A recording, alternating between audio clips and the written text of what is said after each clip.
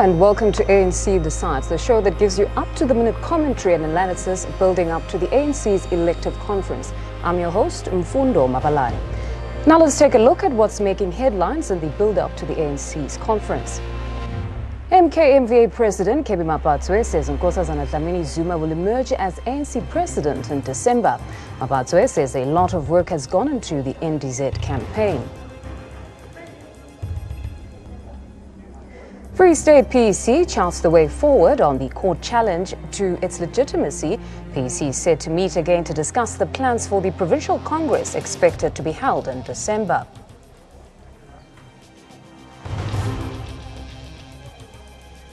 Disgruntled KZN ANC faction is challenging the appeal launched by the PEC in connection with the 2015 conference. Complainants say they will be filing court papers soon.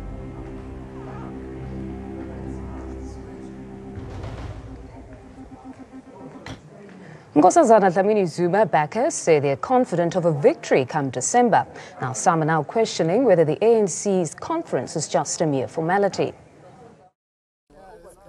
Nkosazana Dlamini Zuma is a shoe-in for the ANC presidency, and her campaign team is convinced of a clean sweep at the conference. With the work that we have done in our campaign, we are confident that Comrade Nkosazana Dlamini Zuma will be the president of the ANC in December.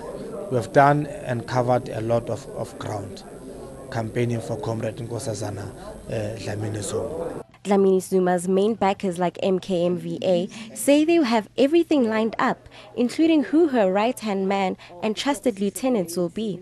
We are open for persuasion, but we have agreed, remember previously, that Comrade Nkosazana Dlamini Zuma will be the president, Comrade DT Maboza will be the deputy president, and in our previous list we had said Comrade Natim Teto will be the national chair, but we're engaging with other provinces. I'm talking about the conference resolution. We had agreed that Comrade Ace Makashula will be the Secretary General. We had agreed that Comrade Jesse Duarte will be the Deputy Secretary General, and we've agreed that Comrade Maite will be the Treasurer General of the ANC. But like all other contestants in the hotly contested race, Team Dlamini Zuma remains open to last-minute changes to field the best political players. As MKMVA, we are open for persuasion. We are discussing about Comrade Gwede Mantashe. We are discussing about Comrade Paul Mashatile. We are still engaging, we are persuading each other. So that must not be a slate. It must be inclusive of all the comrades. ANC structures and allies have started discussing who they will nominate as the next president. But the ultimate decider is who each member will vote for. Bureau Reports, ANN7. Now today in studio we're joined by political analyst Zamo Madlala and Transform RSA's Adil Nchabeleng panel. Welcome. Thank you. Welcome. Now Zamo, perhaps to start with you, bold pronouncement there from Kebby. But would you say that Nkosazana's campaign and support base is strong enough to warrant such an assertion to say it's a mere formality? Well, thank you for having me, and good evening to you, to the viewers at home. It's always a pleasure.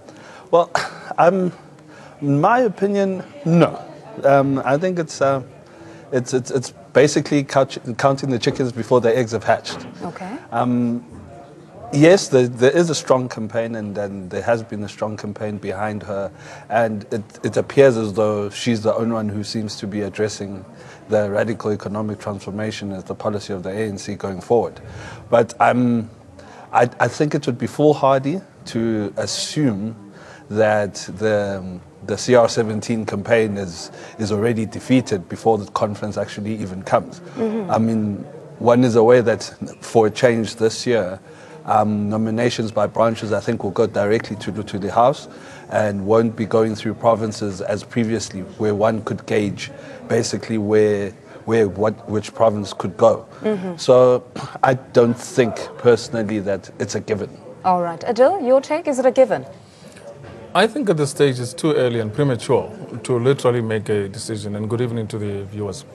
Our view from a Transformer SA point of view is this is one of the most interesting campaign leading up to the 2017 national election and policy conference of the ANC. One, on the basis that you have over 7 candidates that have come out forward on the presidential trail and all of them campaigning to actually secure one seat, which is being the president of the ANC. So what is actually coming up is you have an organization which most critics would always say there's always a control mechanism and there's processes by which certain things are cast in stone. And we are seeing that this is not the case.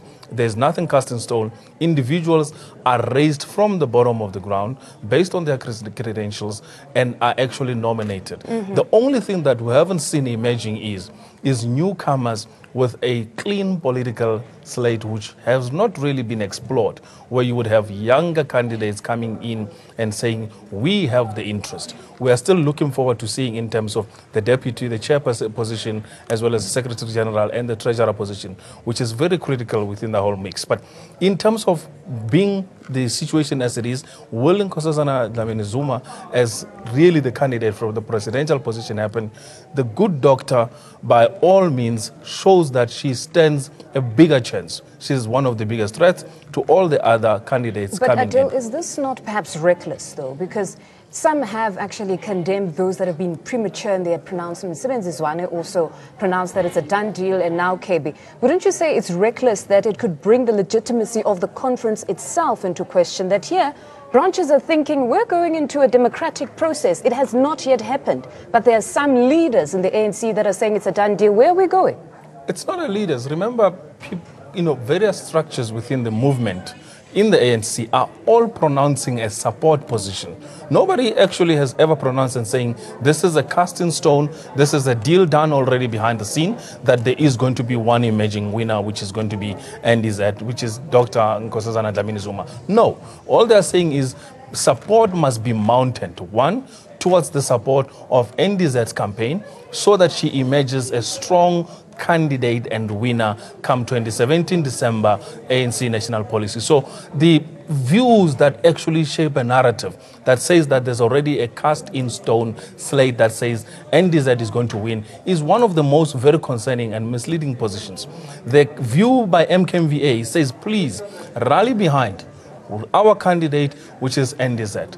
And in this case, they're saying they are pursuing individuals. And if you have heard it from Kevin's point of view, he says we are pursuing and we are open to be pursued as well, persuaded into a position that actually clarifies as to who do we see as the emerging candidate. But their support clearly says that we are sitting with ANCDecides as their candidate of choice for ANC's presidency.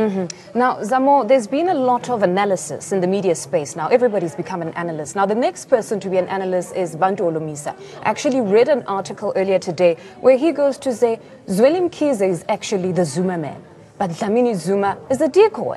What do you make of that? Well, it's surprising. That was my first reaction. I think I would personally feel that's totally laughable, because I don't quite understand why would Dr. Nkosazana Dlamini-Zuma have gone through this whole process and actively have gone around the country. I mean, the number of branches that she's been through, the cadres forums that she's addressed, all of that. Why would she do that? To me, it appears illogical. But have you heard of that phrase? Yes, of some being decoys that literally go through the process only perhaps to pull out at the end? Well, I have heard it. I mean, since late last week, that actually the Zweli Mkhize is seen as the unifier of the ANC, meaning that Dr. Dlamini-Zuma and the deputy president will step aside and then he will emerge. But I just personally just don't see it happening. Your take, Adil, that theory of perhaps now these two, Nkosazana Dlamini-Zuma and Cyril Ramaphosa, being seen as the strong contenders, what that possibly means is that most negativity, many people would scrutinize them, and then there'd be this man that just emerges out of nowhere and people didn't have the time to scrutinize him or to perhaps unravel those smallanyana skeletons if they so exist. Currently, look, there has been literally predictions that really the person who might actually emerge as an opportunistic winner might be, Zweli Mkhize. And in this case, it's still an early rumor. And, in the business of politics, you cannot work on rumors. We work on fundamentals. We've seen the campaign. We've seen the race, particularly with regards to ANCDecides campaign. We've seen in respect to Cyril Ramaphosa, which is the CR campaign. And now we're seeing the Zweli Mkhize campaign coming up as well, but taking a bit of a sort of a stroll into the campaign, knowing very well that even if Zweli does not make it, he secures himself a second strongest position within the movement. He's been a very committed, dedicated cadre and has been a very strong personality within the aspect of leading the ANC. And we haven't had much in terms of rocking stories around him. Similarly, with regards to, ANCDecides campaign, I mean, Dr. Dlamini Zuma has never really had anything that has been untowards her. She's got a really illustrious career. She's a well-achieved and accomplished, candidate in this particular race. And she has been one of the most few candidates, by the way, who has emerged through the days of the struggle, has worked as a professional, has gone even into international leadership positions and roles, and has come back into South Africa to serve now as an MP, which is really serving the underclass.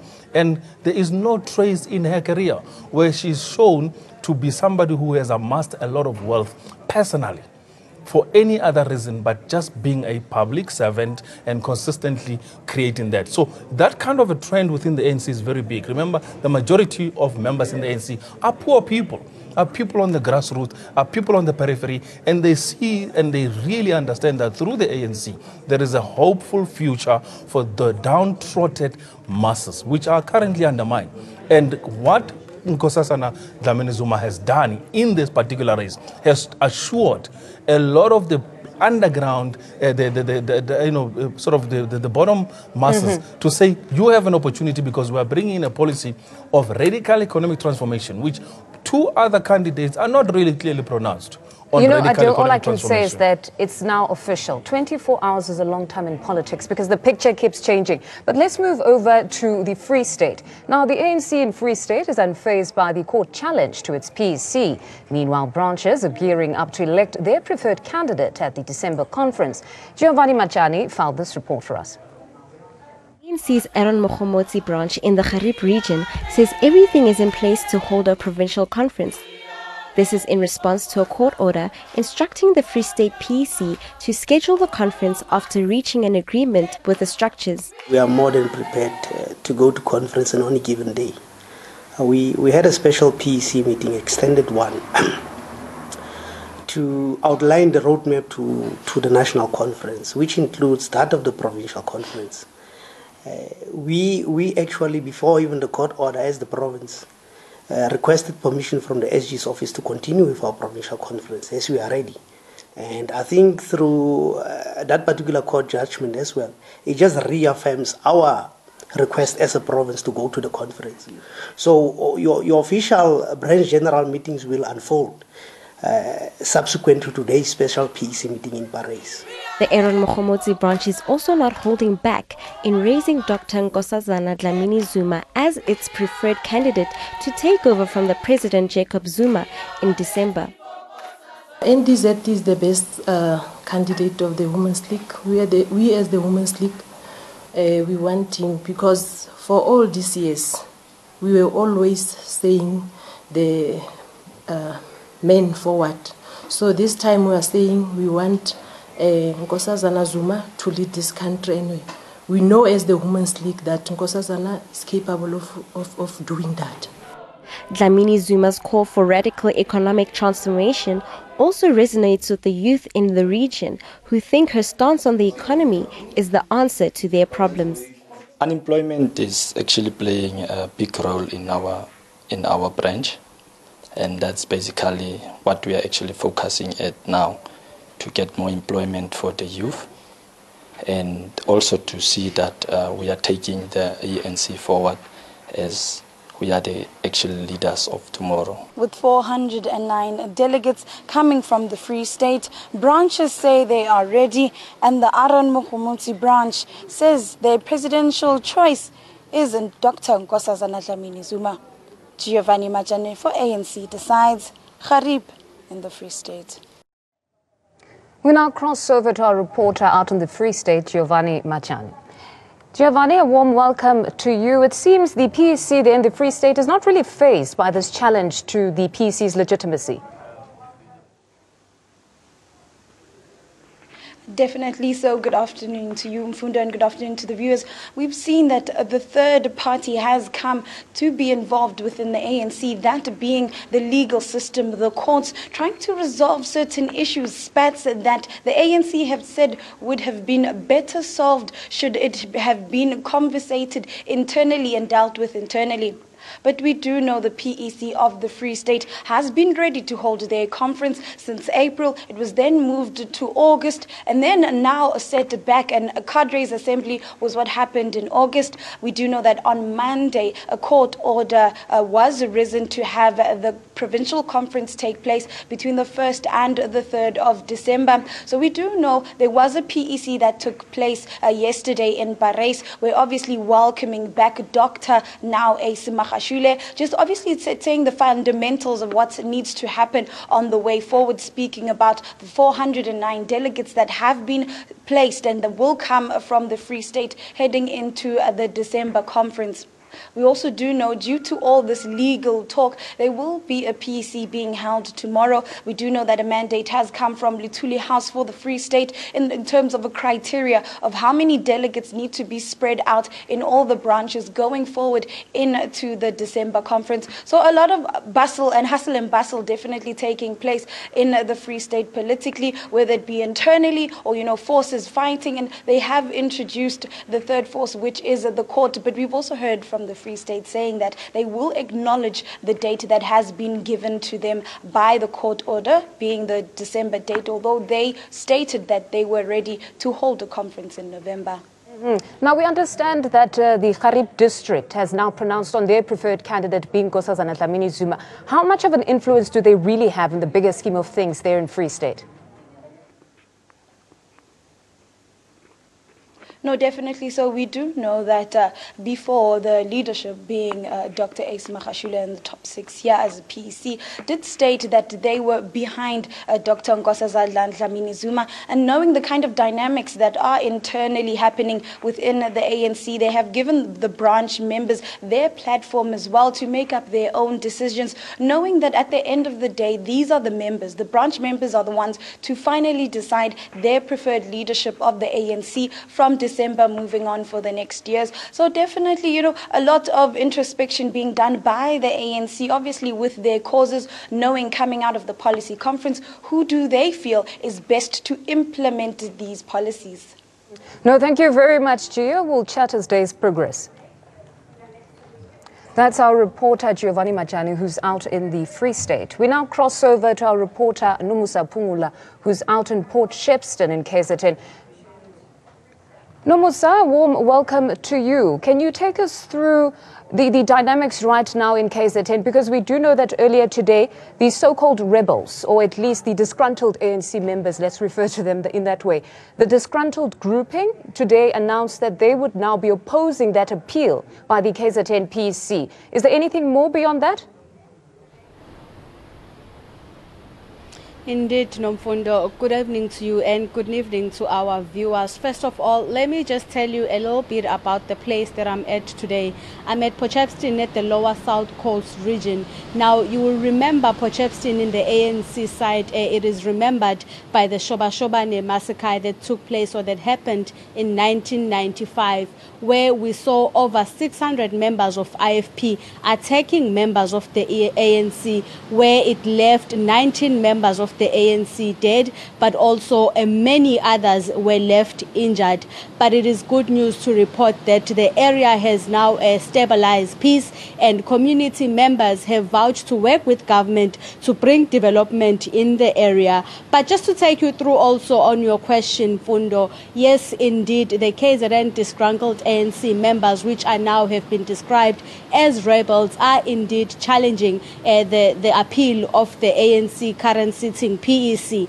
They are saying that in the mouth of Lawrence Dube, who is the chief applicant in the matter, they are saying that this is all the NEC's fault. The NEC was supposed to instill a PTT that was going to take through the province to the next conference where it was going to elect the legit structure of the province. He also further says that, but the NEC, it was an orchestrated move by the NEC to make sure that the NWC that they had said must work with the province to ensure that they elect legit PEC members did not sit. In that way, they could not put on a PTC that was going to work with the province. Then he says further, Nomfundo, that this is something that is controversial to what the ANC is saying. They are saying that they want unity, particularly in the province, which happens to be the biggest province